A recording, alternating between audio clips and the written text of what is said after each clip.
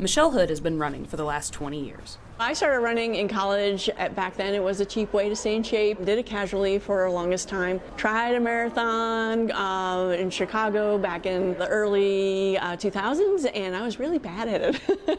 really bad at it. So I didn't take it seriously. Until about 14 years ago, when she moved to Northwest Arkansas, where running turned from her hobby into a competitive sport. It's hard to live in this community without catching the bug of wanting to be outside doing something. Thankfully, I did run into a running group that took me in under their wings, and eventually they got me into running a marathon once again. And from there, I was hooked for good. Over the years, Michelle has run about 40 marathons with running groups in Northwest Arkansas. But in 2022, she qualified to run in the Boston Marathon for the first time. Boston is the ultimate goal. It's like Olympics for runners. And at that point, I still was like, okay, I achieved this goal, now what? And on the plane ride back from Boston, I was like, wait a minute. I just qualified for Boston again at Boston, and now it was an opportunity for me to explore what was next. After this achievement, Michelle kept running, this time to the Abbott World Marathon Majors.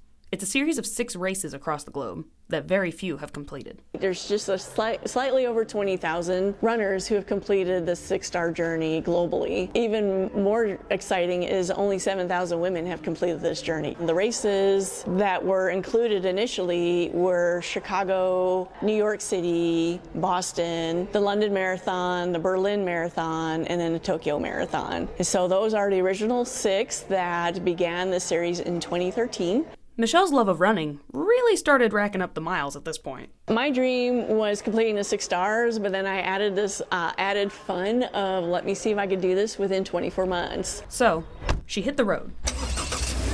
After Boston, Michelle ran in New York and Chicago the following year, and in London and Berlin the next. And while between races in 2024, she ran into someone unexpected while visiting the Best Friends Pet Resource Center in Bentonville for the first time. Last June in 2024, they were having a community outreach event where they brought in shelters from across Arkansas to bring animals with them that were up for adoption. And so I grabbed my husband saying, we're going to find out what Best Friends is and what this facility is all about. That's where she met her new best friend. I went to another area, the final area of Best Friends that we didn't visit, and lo and behold, Benton was in a crate all by himself, just staring at me. Our eyes crossed and it was over. He was coming home. And while Benton was an older, shy dog with health issues from his previous living situation, he soon became a part of her family. Meanwhile, Michelle continued her journey with 1 race remaining in Tokyo. It's a less than 1% chance of getting into the actual race. However, they offer